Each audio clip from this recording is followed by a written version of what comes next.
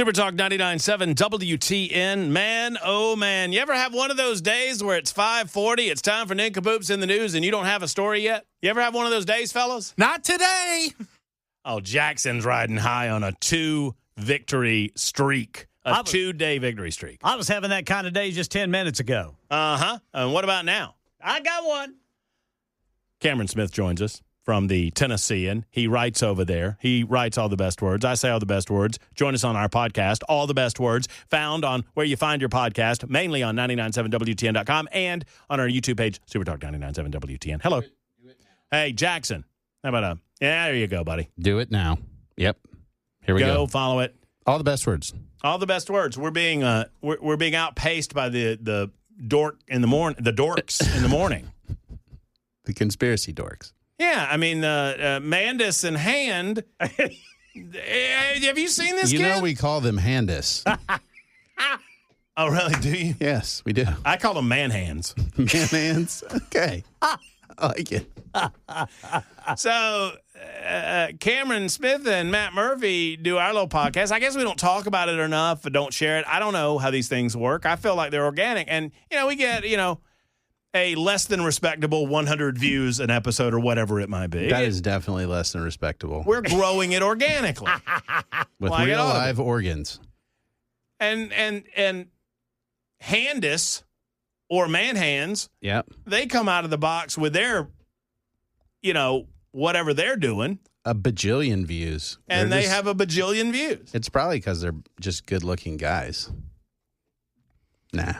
It's not. Well, I mean, if you put you and I together, mm-hmm. and you put Chris and Dan together, mm-hmm. they win, but it's all Chris. Yeah. He's got great hair. He does. Everyone knows it. I mean, right? It's true. I mean, Ken Weaver single-handedly keeps us afloat in the looks department on this. Amen to that. Well, that's just because my long beard hides most of my face. Oh, that's man. a great feature. I'm going to let – I think –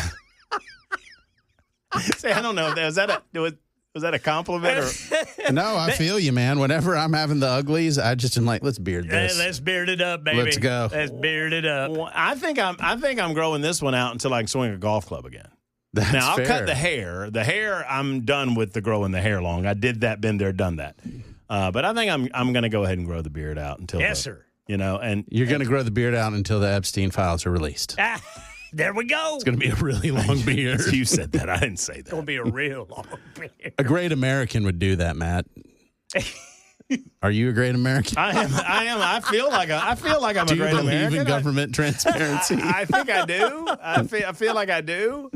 All right, I'll make a deal with you. Okay. I don't know what it is yet, but I'll make a deal with deals. I need to consider it. While I consider the deal that we'll be making, let's play the jingle that we often play for Nincompoops in the News while I look for a Nincompoop in the News. Nincompoops in the News. Let's see if I can find a Nincompoop in the News. I don't have to worry about going first because I haven't won in a month of Sundays. I think it was Jackson's victory yesterday. What'd you do? Some naked dude in a tanning bed without the sock? Yeah. Yeah. Yeah.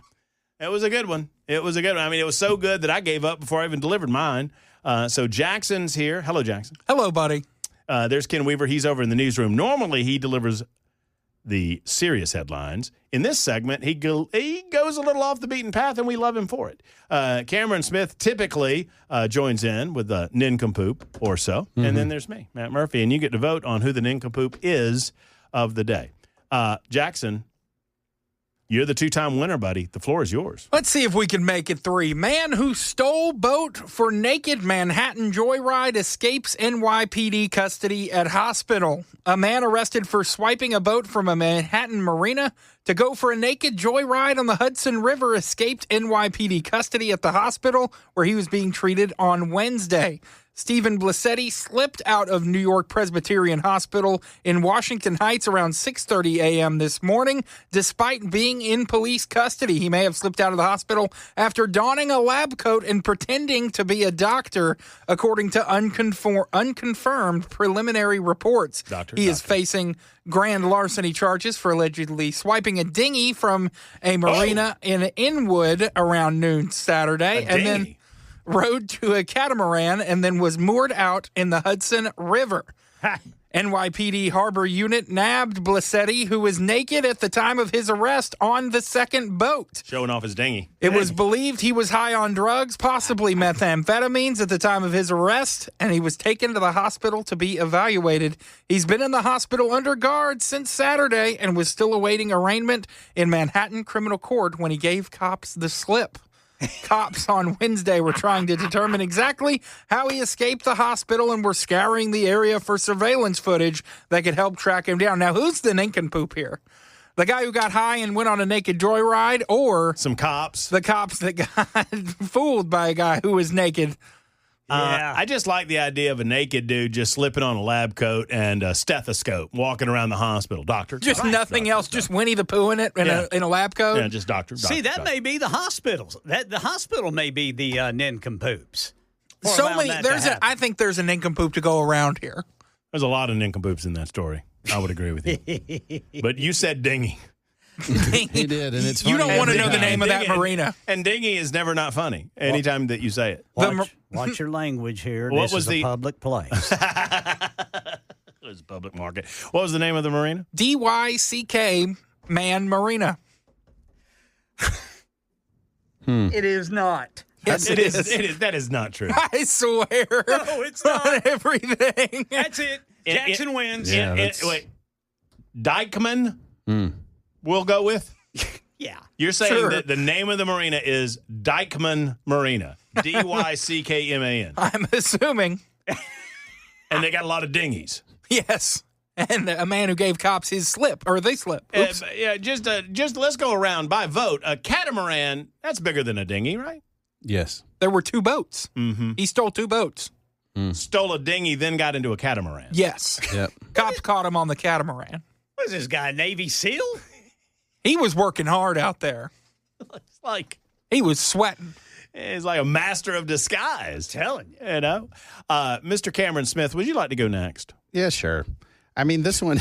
Oh, don't get too excited about Well, it. I haven't had much time, and you guys, the tanning bed I'll one. go. The tanning bed one was so good. I did not have a story 30 seconds ago. I'll go. You want me to go? I'm going because Okay, I have you- a story all right, now. go. Yeah. A Florida man was arrested last week for allegedly threatening on X to, quote, kill everyone on what he believed was the Jeffrey Epstein client list. Charging documents unsealed Monday show. Terrell Bailey Corsi allegedly posted the threats on X last Tuesday, seemingly reacting to a response from X's AI agent Grok that disputed any such client list exists. Well, and this is the quote, well, at Grok, you're wrong. Everyone involved, if I see them in real life, I will kill on sight, he allegedly said. Huh. I will kill everyone on the list on site, and they absolutely deserve it.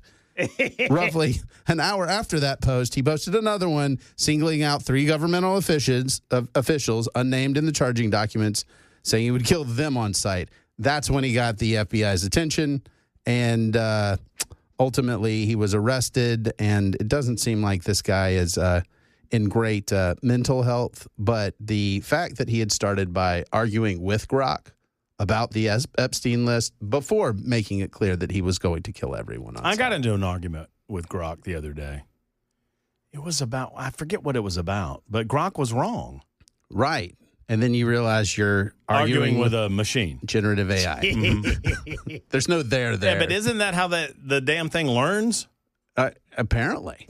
Like, I don't know how. I don't understand it because it keeps telling me that I don't have Grok 4, and I never asked for Grok 1, 2, or 3, so I don't know what it's asking. Grok of me. 4 is like $400 a month. So Is it really? It's a great deal.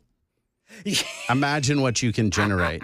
I just feel like this is the story. Like, my dad referred to Tucker Carlson when he was on Fox News as Tucker, like he was a family member, and was like, well, Tucker said, and now people are doing, well, Grok said. I'm like, Grok's not even a person. Not even a real being. No. X is not a real place. Grok is not a real person. And yet here we are arguing and then deciding to kill everyone. We've reached a point where people who became famous because they're on the X machine think they're actually important, Yes, and that's a problem. it is. You know.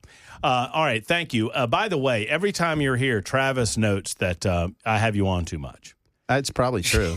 Travis said, is there a topic for today, or are we just wasting time? We're just wasting time, Travis.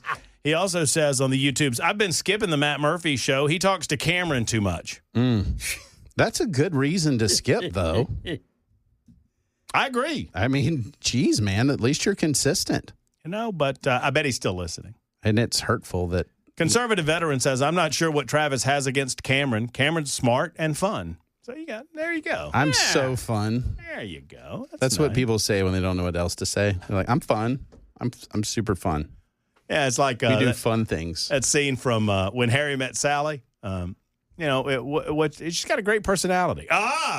Is she good? She's not good looking. That's what they say when they're not good looking. My wife, in her sorority, if they didn't like you, they said you're nice, cute, sweet. And that meant you weren't getting a bid. Really? Is that how they do? They had to say Those something sorority nice. chicks are mean, man. Vicious. Mean, man. You were a frat guy, right? I was. We've established this on the show. Okay, very quickly to content. Otherwise, Travis is going to get upset and bold. Okay. I found this story, I don't know, maybe 5 minutes ago. It's a good one. A married Connecticut couple. Do you know what the Mile High Club is, Jackson? I do. I read this story. I was going to save it for tomorrow. Yeah, well, you're not going to get it because I've got it today. A married Connecticut couple is facing felony charges after joining the Mile High Club on a JetBlue flight Saturday morning. Just don't. There was a time where it was funny, maybe. There was a time where maybe it was cute, unique. I don't know. It's not new. It's not unique. It's not funny. And those you're in a very small bathroom and it's stinky. What's wrong with you people? Somebody has pooped there. They're probably just men, What? That's what's wrong with them. I thought you meant there were just men in the Mile High Club. What? That would be weirder. Very different Mile High Club. I'm very confused. Trisha Riley, 42, and Christopher Arnold, 43, traveling to Sarasota, Florida from John F. Kennedy International Airport in New York when they allegedly engaged in, quote, lewd exhibition, according to a probable cause affidavit. It also uses a word. I can't pronounce that Lascivious. word, Ken. What is it? Lascivious. I can't pronounce it. I knew that it was there. It was there, and I just skip them. Lewd and lascivious. I can't pronounce it. So I just say it again. Lascivious. Oh, there you go. A flight attendant told cops several youths and their mother witnessed Riley and Arnold, quote, performing sexual activity aboard JetBlue Flight 163 when Brian Zepp, a JetBlue attendant, walked to Mrs. Riley's seating area in the 25th row. He, quote, This should be good. Witnessed her making up and down movement in his lap. I edited that because it was a little too much. So for those of you that thought what I said was a little too much, it was actually worse. And Matt Murphy edited. Whoa, so we're talking Mile High Club in the seats? They're not even in the bathroom. Well, They're in the seats. Come on, man. Yeah, man. You're not even trying. Yeah. You gotta go to the bathroom. You gotta wait for a minute, and then you gotta make sure the thing's not. And then the other. I've never done this, but that's what the galley even. Right, hang out there, and then Slip the flight attendant some money and be like, you need to take a break. In a witness statement, a female passenger who was flying with her 2 children said that during takeoff, she spotted the woman later identified as Riley. I can't say that. She was doing something to her male companion. She noticed that my 2 kids were watching them, and she didn't stop. After that, she was laying on him like she was doing something else that I also can't talk. I can't talk about most of this story. O'Reilly, a medical receptionist, and Arnold, a general contractor, were arrested when the flight arrived in Sarasota. The duo, who live in Danbury, Connecticut, were booked into the county jail, and they were freed on Monday. There you go. We got to go quick. Ken Weaver, go. Let's see here. I was doing something else. Here we go. Fugitive thwarted by 12-year-old Tennessee girl who tackled him in a field after alleged break-in attempt. A man who allegedly fled while trying to break into a Tennessee home last week in Crockett County reportedly had his escape thwarted when a 12-year-old girl tackled him in a soybean field. According to the Crockett County Sheriff's Office, a preteen resident of the home credited for the capture of attempted intruder 35-year-old Robert W. Seals. Seals now charged with criminal trespassing.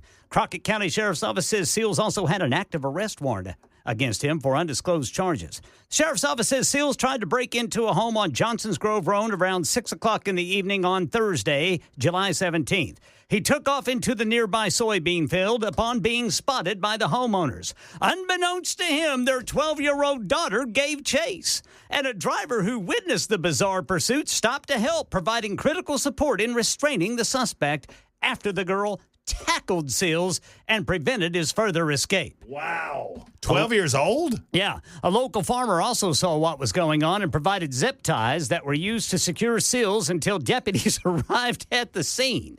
So a farmer, a passerby, and a 12-year-old girl took Seals into custody, and now the University of Oklahoma football coach Brent Venables is seeking out the 12-year-old girl for a scholarship. She could improve the defense there, partner. In fact, I'm going to tell him exactly where Crockett County is. That's how we play Nincompoops in the news. Vote Weaver, vote Jackson, vote Cameron, vote Murphy, vote Offen, 615-737-9986. Back after this.